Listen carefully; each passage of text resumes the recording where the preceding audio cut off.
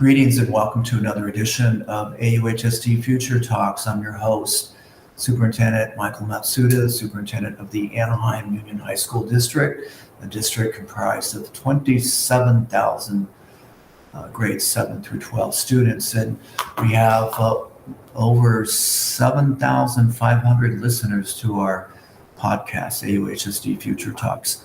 We've been so lucky to have leaders from across the spectrum of education, from college presidents to deans to CEOs of corporations.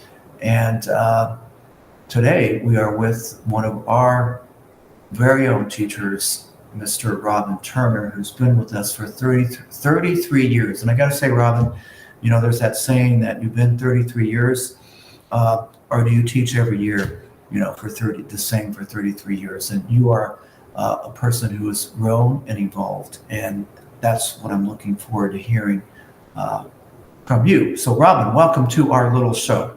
Thanks for having me. Yeah, so you teach English at Magnolia High School.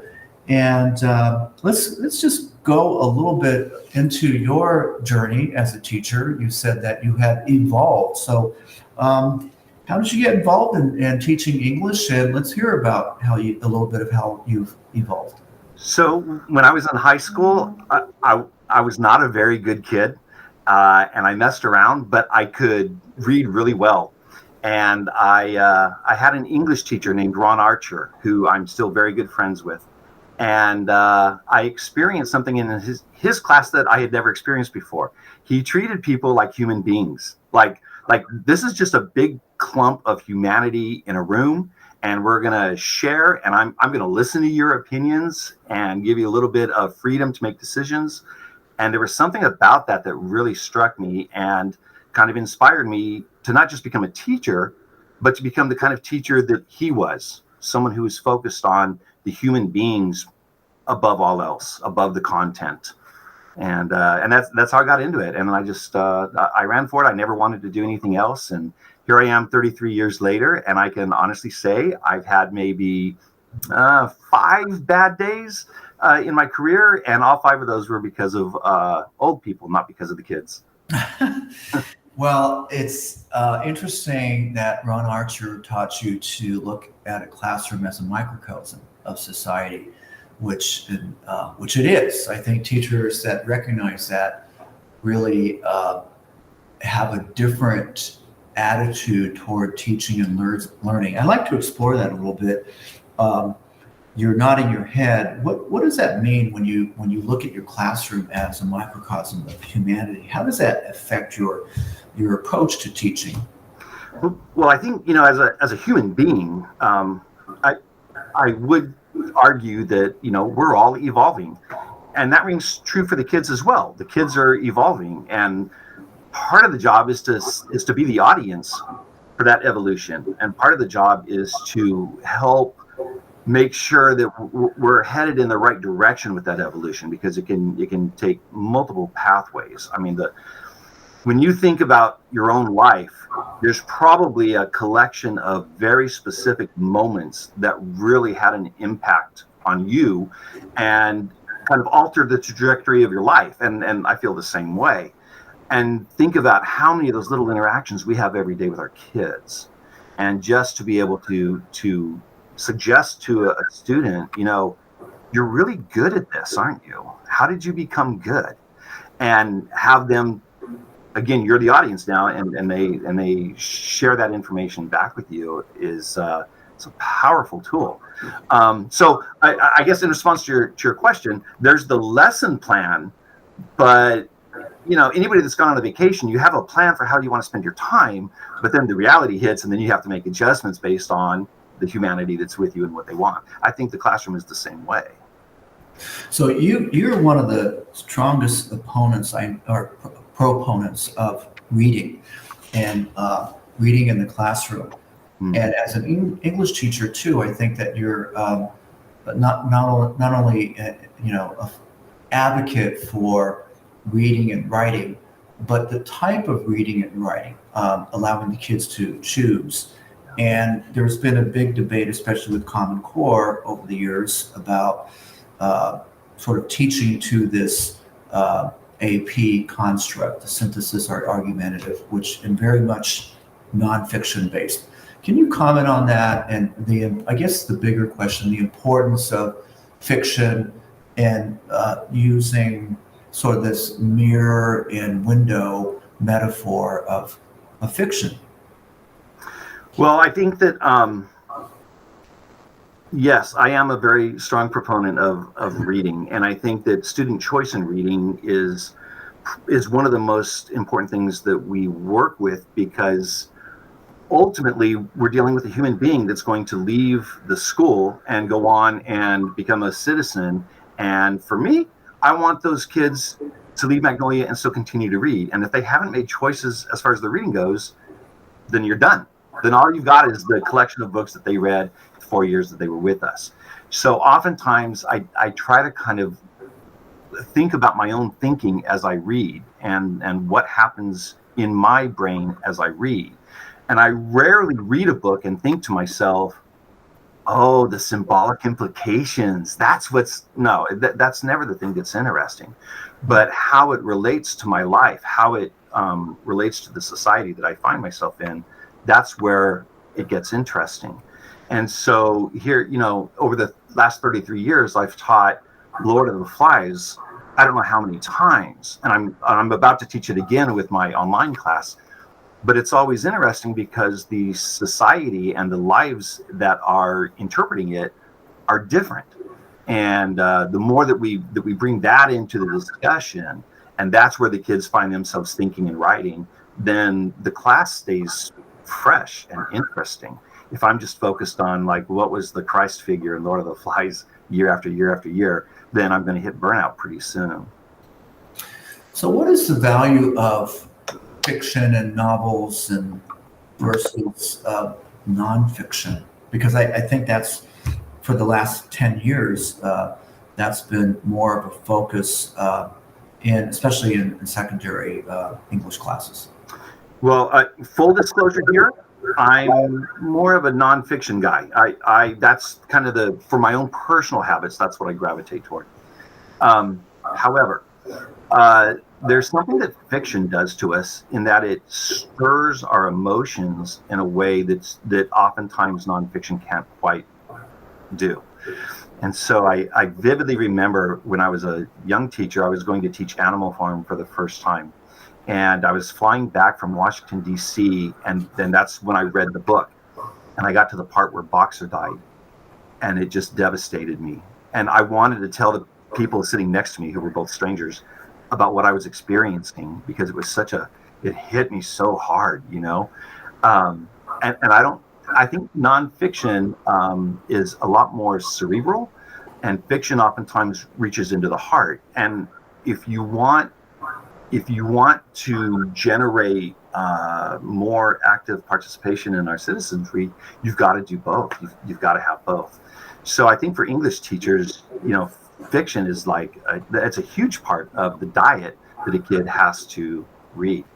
I think what we've seen in California is there's been an overemphasis on nonfiction. Right, but you are co-leading a book study on a fiction book called Dry, which is about the global climate change, but right here in Orange County. I mean, would you say that's a pretty strong example of raising awareness through fiction? Yeah. So it's kind of funny that the whole thing started with the Ministry of the Future that I was in with you, and you asked the group, what's the young adult equivalent of that book? And I didn't know the answer, and so I started reading up on what's out there, and I came across this book, Dry. Now, prior to being involved in your book club and in reading this, I didn't know much about climate change. I didn't know much about environmentalism. That wasn't part of my my knowledge. But I started reading the book, and never mind the implications on climate change, the book is just a great book. On one level, it's about these changes we need to make as a society, but on a deeper level, it's about this breakfast club collection of students who are learning who they are and evolving as the book progresses. I couldn't put it down.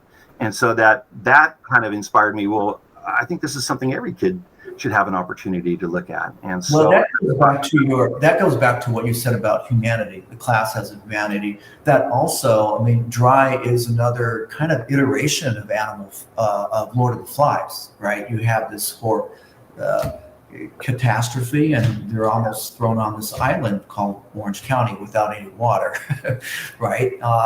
And my question, I guess, Robin, is, there are different characters in there. I think one of the protagonists, her name is Allison.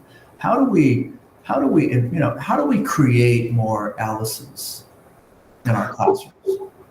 Well, I think that, like, sitting back and letting the humanity marinate in safe spaces that allow students to figure out who they are and what's important to them is the way that you achieve that. I'm not a big proponent of, like, I'll be honest with you, I've never had a discipline plan, right? You come in and you're human beings in a room together. And there's something that my master teacher, Linda Esping, told me when I first started teaching, and I've held it pretty close to my heart. And that is that deep down, every kid wants to please you. And so that's been kind of my approach. I always assume that's their intention. And you can sidestep almost any kind of negative interaction if you kind of approach it from that. The more that kids have control over how they're navigating their opinions and their thoughts, I think the closer you get to having a classroom full of Allisons.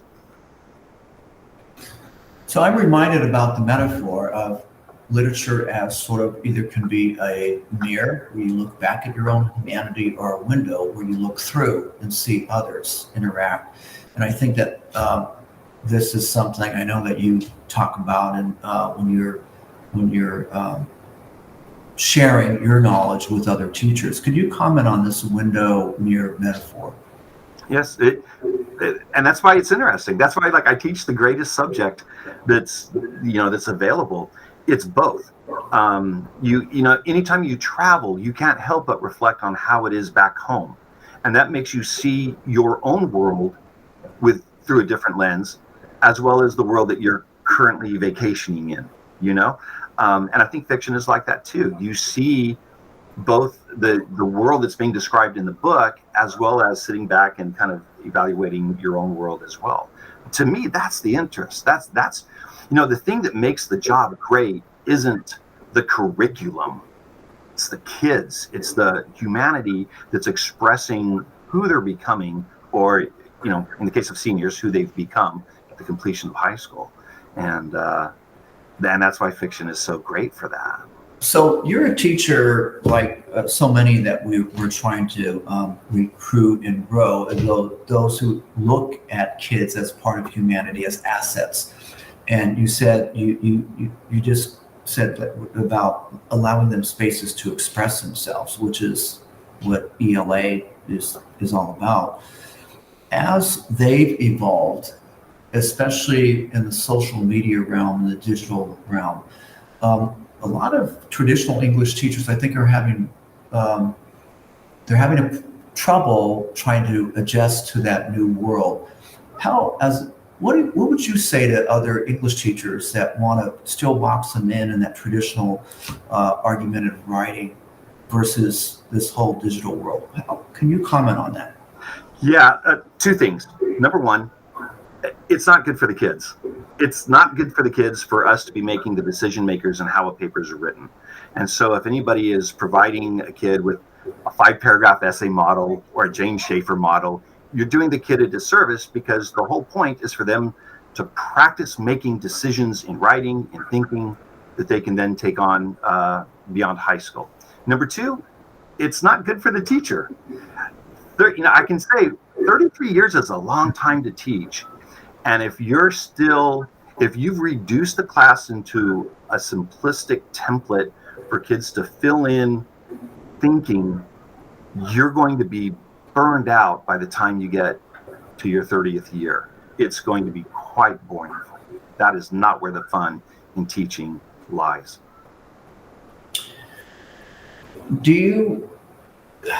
Was You that know, too harsh? I'm sorry. the district is moving toward this capstone, right? We're kind of Yeah. capstone, a portfolio of archives over 4 years in high school. How would you define a capstone to an outside person that's just curious? Like, what is a capstone, and what might be some examples? To me, the capstone is the district's hope that kids are getting relevancy in their education. That's ultimately, I think that is the end goal, is that every class, every kid experiences relevancy. And what does that mean in the year 2023? It's much different than it did in 1993 or 2003, right? So the kinds of things that we're looking at are what activities has a student engaged in that have produced the person they are at the end of the year. For me, I teach seniors, so I'm looking at who have you become and what skills and abilities have you picked up that will enable you to navigate the challenges of the 21st century. I'm a huge proponent of the capstone. I think this is the way to go, and I'm excited about what Magnolia has done as we've implemented or begun to implement this process. At Magnolia, we've kind of opened it up, and I know this is a little bit controversial, but we have told the seniors, how do you want to showcase this? You get to decide. It's up to you. And so we have some seniors will be doing TED Talks, some students will be doing slideshows, some students will be doing video presentations, others will be doing interviews. Some will do it in English, some will do it in Spanish, some will do it, in various languages. And then we'll have panels of teachers and educators and parents that will, evaluate the showcases. But I think this has had a tremendous impact on the instruction here at Magnolia, and we've only just begun. Once we go through the process once, where teachers see the worth in this, I have a feeling that it's really going to be transformative beyond what it already has been. Outside, right?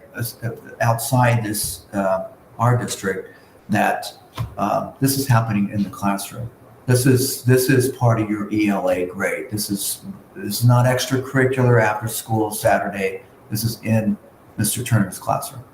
It's in every classroom. So the faculty at Magnolia voted, and we said we want to have skin in the game.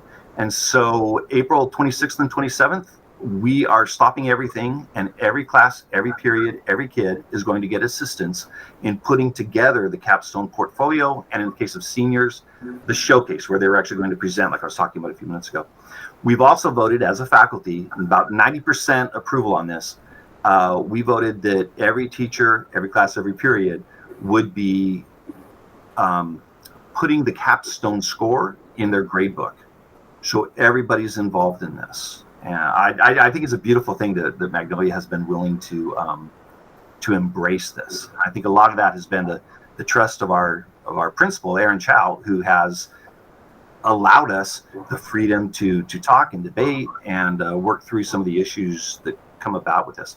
When I first started teaching, every teacher was kind of like their own island. They had their own fiefdom that was going on. Yeah. And the capstone forces you to work as a team, like for real as a team.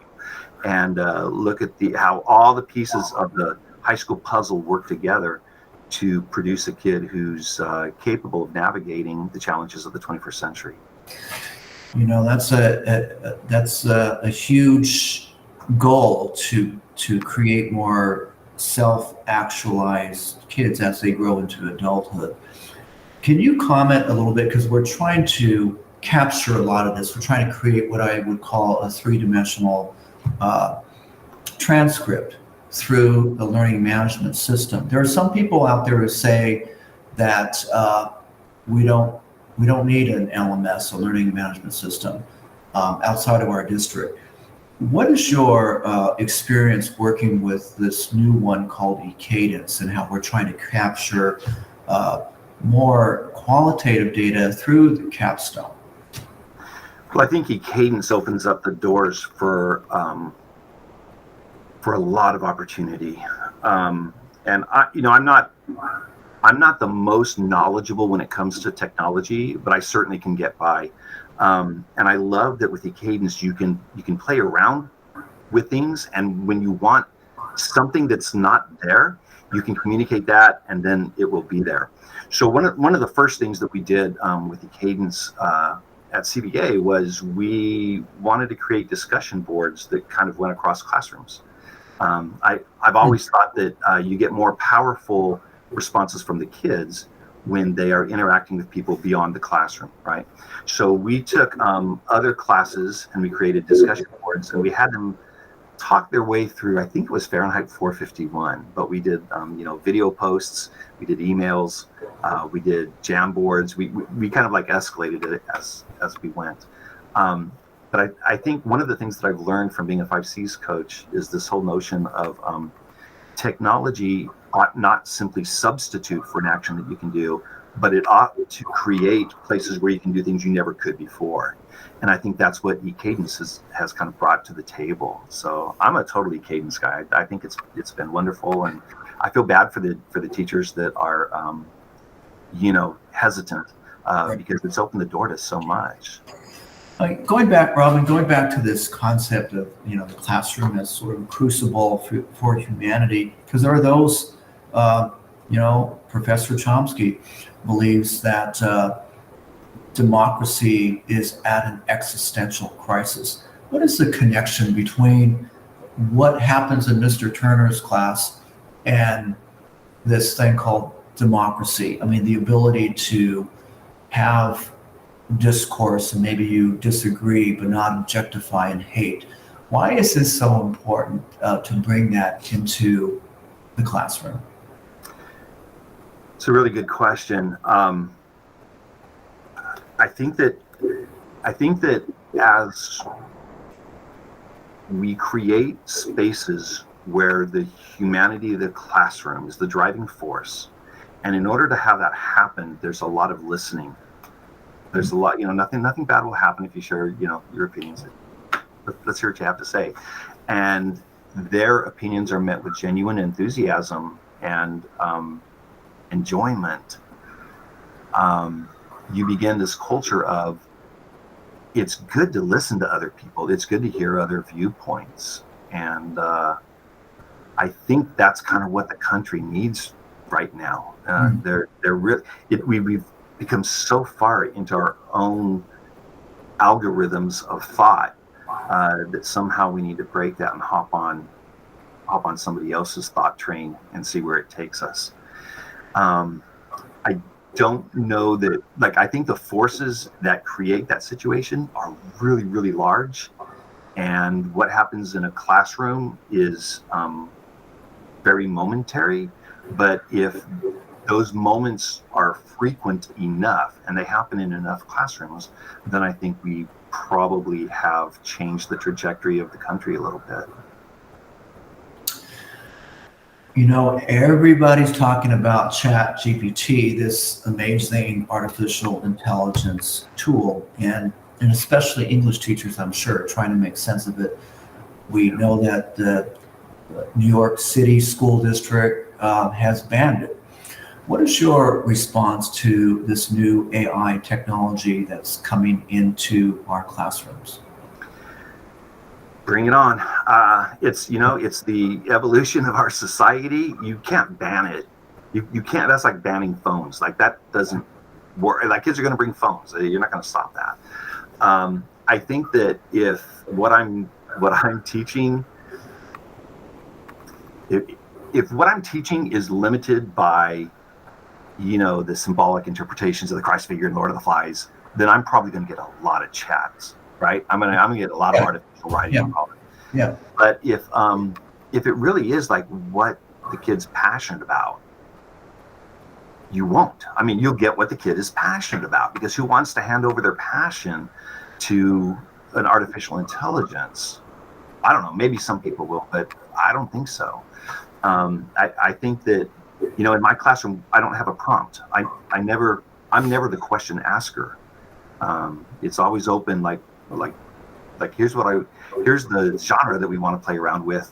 what do you want to write about? And every kid writes their own, to their own passion. I think as long as we continue to do that, you're going to get thinking and writing and compositions from kids. The other thing that I'll throw on that is that I think the days of an English class being a place where you write one essay after another, all of which are modeled on a college essay, I think those days are over. The way that we use language today is so varied. There's so many different types of modes of expression. You know, there's a whole genre of how you text versus how you post versus how you respond versus how you email versus how you do slide presentations. There's all of this. And those are the things that we English teachers ought to be engaged in. If all we're doing is a steady diet of miniature college papers, then we're hitting the wrong targets anyway. So in the few minutes we have left, you talked earlier about mentors for you, and you are mentoring others. Why? Okay, two parts. Why is that so important, this mentoring? And then how do we build this culture of mentoring in our schools? It's a great question. I love that you just asked that. When I was a brand new teacher, okay, I'll be fast. When I was a brand new teacher here, I looked around and I noticed that there were a lot of old teachers. I was like one of the first ones after the hiring freeze ended. And that's when you had long hair, right? You had long hair back then. I did, and it was brown, and I was about 40 pounds lighter. I had an earring, but yeah. Anyway, so I looked around and I noticed, oh my God, there's like a lot of burned out teachers here, and then there's some older teachers that are like awesome. And so my first 2 years, I would say, I wanted to get to know like what caused the burnouts, because I didn't want to be that, right? And I also wanted to get to know those teachers that were like old and gray, you know, they look like I do now. I wanted to know like what's going on with them that they still love the job. And so I did. I talked to the burnouts, and there was one guy in particular. He was an English teacher, and he used to smoke a pipe in the teacher's lounge. This was back in the days when you could smoke on campus, and he would like pack his pipe and smoke it. And he hated the kids, and I asked him one time like what's going on, like have you you know, basically, do you love your job? And he said that his reply, and I'm going to paraphrase, is basically that the kids don't love what I love. Wow, that is somebody who doesn't get kids change over time. And so, you know, my focus has always been, I don't care what the kids love. I just want to know, like, what is it, you know, what's in your life? And then on the other side of the fence, I carpooled with a guy who was the best teacher Magnolia High School has ever seen. His name was Joe Caldwell, history teacher. I loved this guy. Yeah. You knew him? I do. Yeah. So I would pepper him. So on the ride to work, I would just pepper him with questions about pedagogy, about, you know, maintaining, you know, raising kids while you're a teacher and benefits. And I would just continue to ask him questions. And that has set me on like a great trajectory. I really have loved this job. And I would say to anybody who's a newer teacher, find yourself somebody who's old and gray and still loving the job, and just get as much insight into how to play the long game as you can. That's a focus that I don't think everybody has. You know, 30 something years is a long time to teach, and to still be enjoying it, you've got to do some things so that you can. And again, that has to do with the humanity that's in your classroom, not with the curriculum. Be willing to change, be willing to evolve. Wow. Mr. Turner, 33 years of wisdom. We're so lucky to have 30 minutes with you. And I, on behalf of all those young teachers especially, they need to learn to find mentors who have that joy as you do. Thank you so much. Yeah, thank you. I do want to say, like, I'm thankful to be in a district that allows us to experiment and to take time for the humanity, and that doesn't simply shove out pre-packaged curricula our way. So thank you. I've been really lucky to be in this district. So one English teacher to another. Thank you, Mr. Turner. Thank you, Superintendent Matsuda.